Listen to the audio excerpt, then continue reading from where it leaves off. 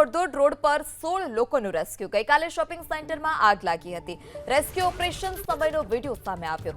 આગને કારણે શોપિંગ સેન્ટરમાં ફસાયા હતા 16 લોકો। ગ્રાઉન્ડ ફ્લોર પર આગ લાગતા 16 લોકો ફસાયા। ફાયરના જવાનોએ ક્રેનની મદદથી તમામ લોકોનું રેસ્ક્યુ કર્યું। જે સમયે રેસ્ક્યુ કરવામાં આવ્યા 16 લોકોને તે સમયનો જે વિડિયો છે તે પણ સામે આવ્યો છે।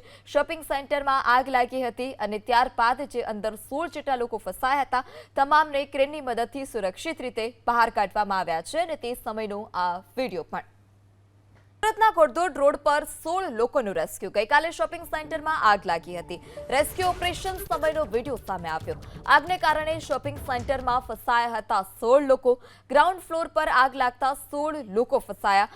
ફાયરના જવાનોએ ક્રેનની મદદથી તમામ લોકોનું રેસ્ક્યુ કર્યું। જે સમયે રેસ્ક્યુ કરવામાં આવ્યા 16 લોકોને તે સમયનો જે વિડિયો છે તે પણ સામે આવ્યો છે।